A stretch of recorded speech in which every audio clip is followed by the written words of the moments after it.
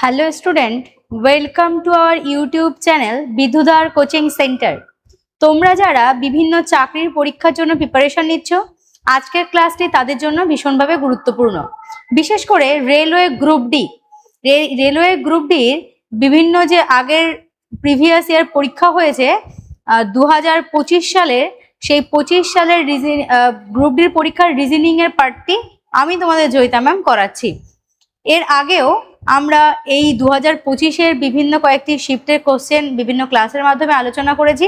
আজকে আমরা 2025 সালের 27শে নভেম্বর রেলওয়ে গ্রুপ ডি যে সেকেন্ড শিফটের পরীক্ষাটি হয়েছিল তার কয়েকটি কোশ্চেন এখন আমাদের বাকি আছে, আমরা সেই কোশ্চেন কটি আলোচনা করি।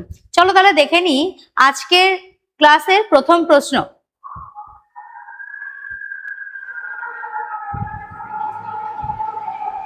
দেখো, এই শিফটের যেহেতু 1 থেকে 20 পর্যন্ত কোশ্চেন আগে আলোচনা হয়ে গেছে, ওই জন্য আজকের ক্লাসের প্রথম কোশ্চেনের নাম্বার কিন্তু 21 থেকে শুরু হয়েছে। দেখো, এখানে একটা নাম্বার সিরিজ দেওয়া হয়েছে। এই নাম্বার সিরিজে কি বলা আছে একটু দেখে নাও। 2, 8, 18, 32, 50 এর পরে কত হবে?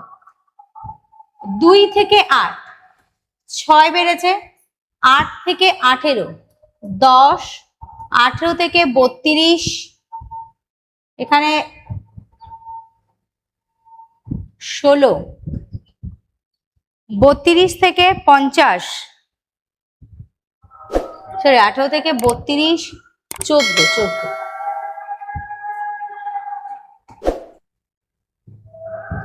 32 থেকে 50 কত হবে?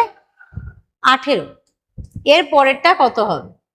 দেখো, আমি যদি এদের ডিফারেন্স নিই, 6 থেকে 10, 4, 10 থেকে 14, 4, 14 থেকে 18, 4, তাহলে এরপরে কত বাড়বে? 4 বাড়বে। তাহলে 18 আর 4 কত হবে? 22। তাহলে 50 আর 22 কত হবে? 72। তাহলে আজকের কোশ্চেনের প্রথম অ্যান্সার আমাদের কি হয়ে যাবে? Option B, 72। নেক্সট কোশ্চেন দেখে নাও।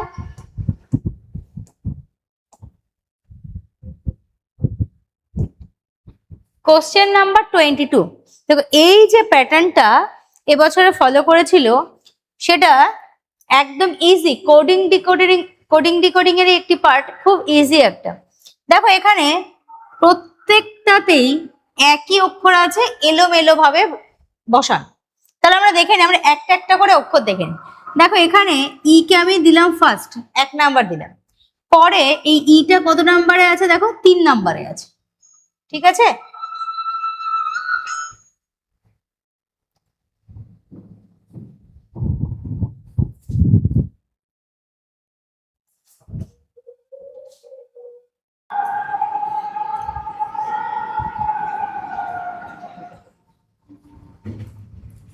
দেখো, এরপরে এই ইটা কোথায় আছে?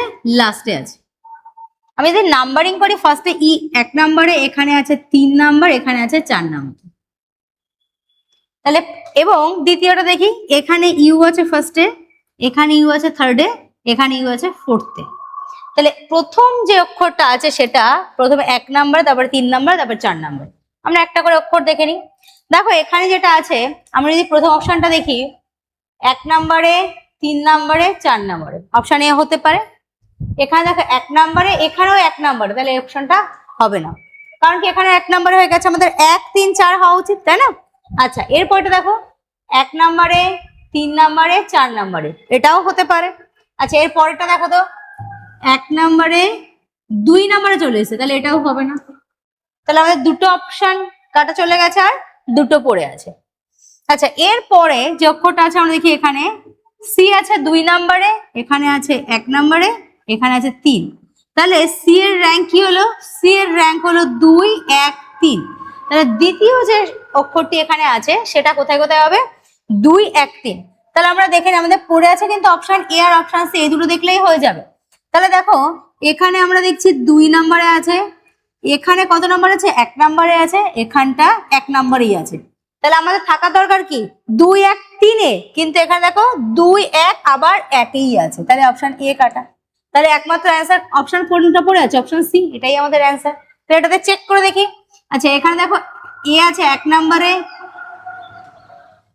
এখানে ও সরি, এখানে 2 নম্বরে, এখানে 1 নম্বরে, এখানে দেখো 3 নম্বরে। তাহলে এটা অপশন সি হয়ে গেল কারেক্ট অ্যান্সার। তাহলে 22 নম্বরের কোশ্চেনে সঠিক অ্যান্সার হয়ে গেল কি অপশন সি। নেক্সট কোশ্চেন আমরা দেখে নিই।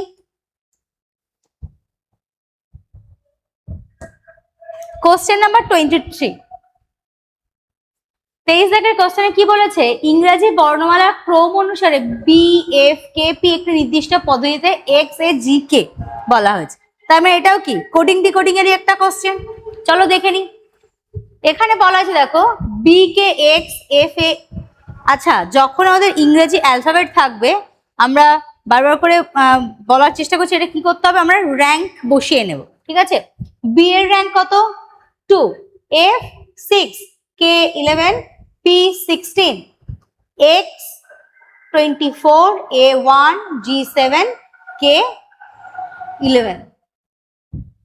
আচ্ছা, এরপরে L 12, L 12, U 21, V 22, H 8, G 7, Q 17, এখানে কিউ কত 17। আচ্ছা, এখানে জেড 26, ডাব্লিউ 23, আই 9, জি কত জি হলো 7।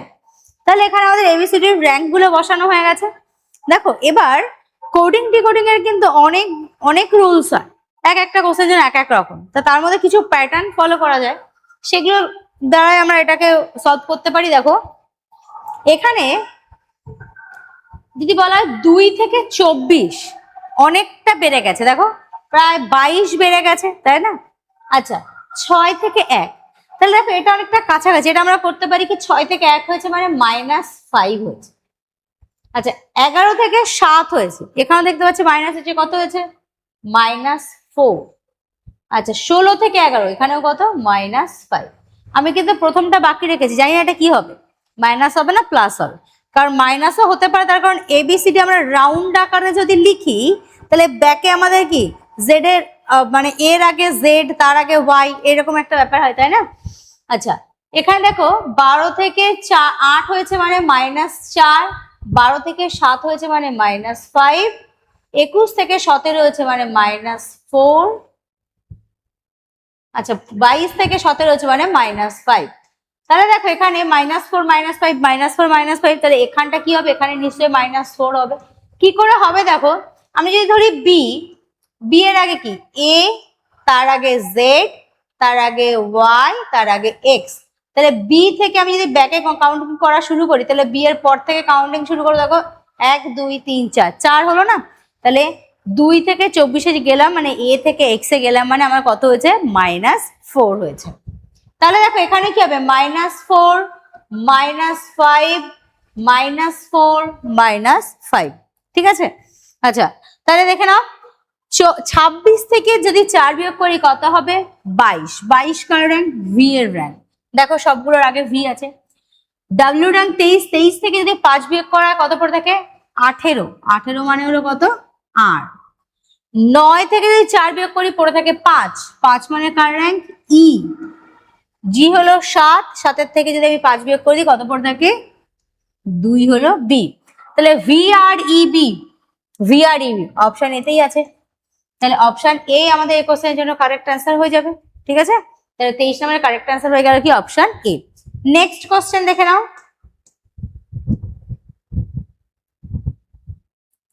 Question number 24। এখানে বলা হয়েছে 60 জন ব্যক্তি উত্তর দিকে মুখ করে একটি সারিতে দাঁড়িয়ে আছে।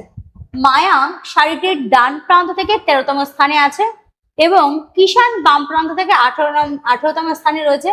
মায়াঙ্ক এবং কিষানের মাঝে কতজন আছে? দেখ, ধরো একটা এরকম সারি ধরা হয়েছে, সেখানে টোটাল আছে 60 জন, সবাই উত্তর দিকে মুখ করে বসে আছে, একটি সারিতে দাঁড়িয়ে আছে। মায়াঙ্ক সারির ডান প্রান্ত থেকে 13তম, মায়াঙ্ক সারির ডান প্রান্ত থেকে 13তম এবং কিষান বাম প্রান্ত থেকে 18তম, কিষান বাম প্রান্ত থেকে 18তম।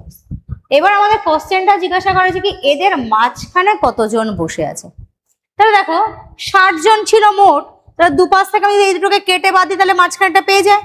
তাহলে আমরা করতে পারি কি 60 - 18 + 13 মানে এটাকে আর এটাকে দুটোকে একসঙ্গে যোগ করে দিলাম, দিয়ে টোটাল কি করলাম, এটা থেকে বিয়োগ করলাম। তাহলে এখানে অ্যান্সার কত হবে দেখে নাও তো, 60 বিয়োগ 8 আর 3 11 31, তাহলে এখানে কত থাকবে 29। 29 কোথায় আছে, অপশন সি।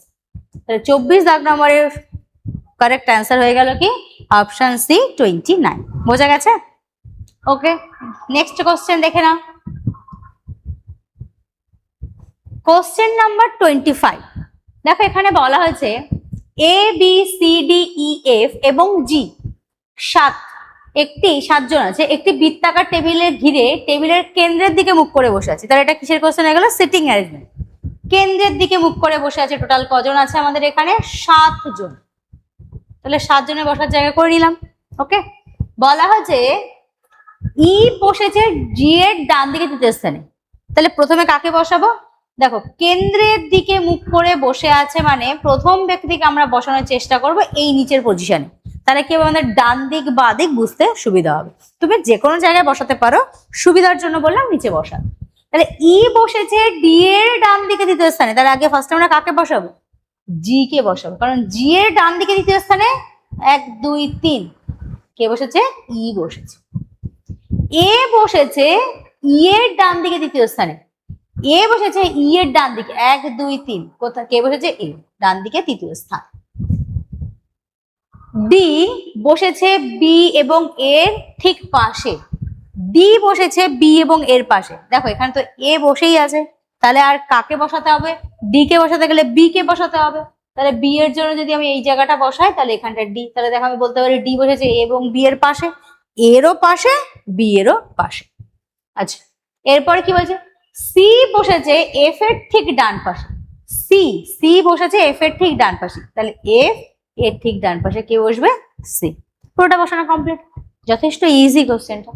আচ্ছা, এবার এখানে কোশ্চেন কি বলেছে, বি এর বাম দিক থেকে গণনা করলে, বি কোনটা, এটা আমাদের বি, বি এর বাম দিক, বি এর বাম দিক মানে দেখো আমি কেন ফার্স্ট জনকে নিচে বসাতে বলছিলাম, নিচে যে বসে আছে তার ডান দিক আর আমার ডান দিক সমান, তাহলে ওপরে যে বসে আছে তার আমার ডান দিক মানে কি, তার বাঁ দিক হবে না, তাই না, আমার ডান দিক মানে তার বাঁ দিক হবে। তাহলে বসেছে বি এর বাম দিক থেকে গণনা করো, তাহলে বি এর বাম দিক কোনটা, এটা বি এর বাম দিক থেকে গণনা করলে এফ এবং বি এর মাঝে কতজন আছে, এফ কোথায়, এখানে আছে, তাহলে বি এর বাম দিক থেকে গণনা করলে এফ এবং বি এর মাঝে কতজন আছে, এই যে 2 জন আছে, ই এবং সি। তাহলে অপশন সি হয়ে যাবে কারেক্ট অ্যান্সার। বোঝা গেছে? আচ্ছা, পরেরটা দেখে নাও। কোশ্চেন নাম্বার কত, 26। দেখো এখানে কি বলা হয়েছে, এখানে একটা সিরিজ আমাদেরকে এখানে দিয়ে দিচ্ছে পুরো, ঠিক আছে। এবার এর একটা ক্রাইটেরিয়া বলে দিচ্ছে, এমন কতগুলি জোড় সংখ্যা আছে যার প্রতিটি ঠিক আগে একটি বিজোড় সংখ্যা আছে এবং ঠিক পরে একটি জোড় সংখ্যা আছে। তাহলে দেখো সংখ্যা যেটা সেটাও জোড় হতে হবে, কিন্তু তার আগেরটা হবে বিজোড় কিন্তু পরেরটা হবে জোড়, মানে পরপর দুটো জোড় সংখ্যা থাকবে এবং সামনেটা থাকবে বিজোড় সংখ্যা। আচ্ছা, পরপর আমরা আগে দুটো জোড় সংখ্যাকে খুঁজি। একটা এখানে দেখো দুটো জোড় সংখ্যা, তাহলে কি বলা আছে, এমন কতগুলি জোড় সংখ্যা আছে যার আগেরটা বিজোড় আর পরেরটা জোড়, তাহলে আমি এই পুরো সেটটাকে নিতে পারি একটা। আচ্ছা, এরপরে দুটো জোড় আর কোথায় আছে দেখো তো, এই দেখো, তাহলে এখানে এই একটা সেট, কারণ এই একটা বিজোড় সংখ্যা যার আগে বিজোড় আর পরে জোড়। আর কি আছে এখানে দেখো তো, আর তো নেই, তাহলে এখানকার কারেক্ট অ্যান্সার হয়ে যাবে কি, অপশন ডি হয়ে যাবে আমার এটা কারেক্ট অ্যান্সার। বোঝা গেছে? নেক্সট কোশ্চেন দেখে নাও।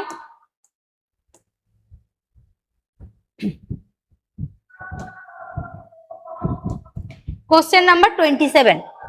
এখানে একটা নাম্বার সিরিজে কোশ্চেন দেওয়া আছে, এটা একদম ইজি। 3-এর নামটা আসলে 3 একে 3, 3 দুকানো 6, 3 তিরিকা 9, 3 4 12, 3 5 15, 3 6 18, 3 7 21। তাহলে এটার কারেক্ট আনসার হয়ে যাবে অপশন ডি।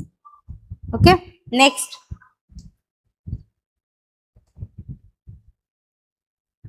এই সেটটা কিন্তু তুলনামূলকভাবে অনেকটা ইজি।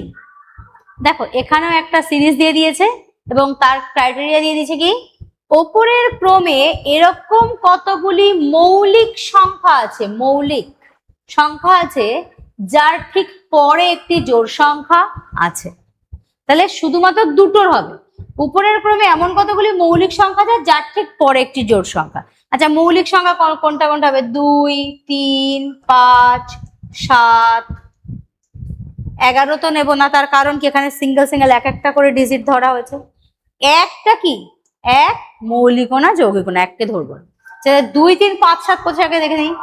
2, 5, 7, এখানে একটা 7, এখানে একটা 2, এখানে একটা 3। আর তো মৌলিক সংখ্যা নেই, আছে? আর মৌলিক সংখ্যা নেই। এবার বলছি এমন কতগুলি মৌলিক সংখ্যা আছে যার ঠিক পরে একটি জোড় সংখ্যা থাকবে। তাহলে এখানে এই মৌলিক সংখ্যার পরে তো বিজোড় সংখ্যা, তাহলে এটা হবে না।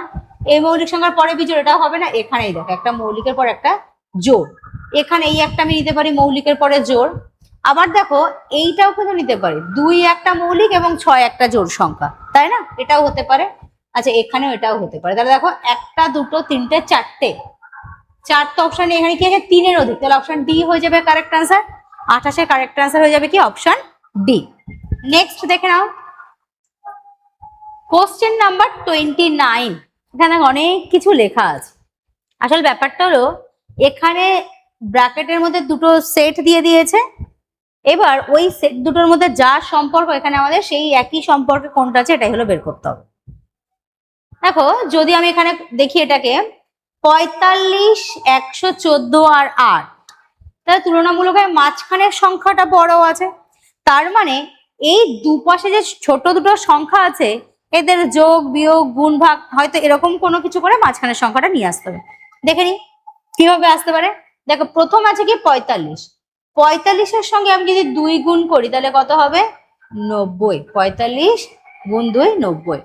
আচ্ছা, 8-এর সঙ্গে যদি আমি 3 গুণ করি তাহলে কত হবে? 3 8 24। এই দুটোকে যোগ করলে কত হয়? 114। ঠিক আছে, পরেরটা দেখো 24 দুগুণ 48 আর 3 20 60। 48 আর 60 যোগ করলে কত হবে? 108। তাহলে আমরা প্রত্যেকটা অপশন চেক করে দেখি। 8 দুগুণ 16 আর 3 7 21 যোগ করলে 6 1 7 2 1 3। দেখো প্রথম অপশনে আমরা পেয়ে গেছি। 16 আর 21 যোগ করলে কত হয়? 37। তাহলে প্রথম আমি যখন পেয়ে গেছি আমার পরের অপশন আর চেক করার দরকার নেই। ঠিক আছে, তাহলে আমাদের অ্যান্সার কি হয়ে গেল? অপশন এ হয়ে গেল কারেক্ট অ্যান্সার। আচ্ছা, তোমরা মনে করতে পারো যে দেখি পরেরটা একটু চেষ্টা করে এটা কিরকম হতে পারে। দেখো 16 দুগুণ 32 আর 3 7 21 যোগ করলে কত হবে? 2 3 আর 3 আর 2 5 53। কিন্তু এখানে আছে 49, মানে হচ্ছে না, আর দেখার দরকার নেই। ওকে, নেক্সট কোশ্চেন দেখে নি।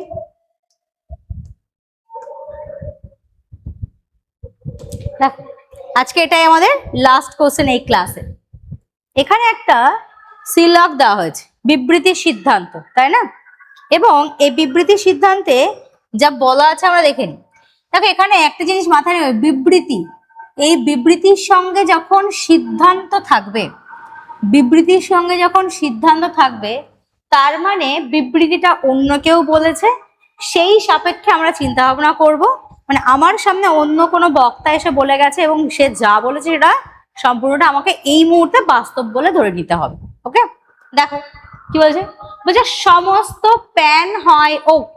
দেখো আমি এখানে ছবি আগে থেকে স্ট্রাকচার করে রেখেছি।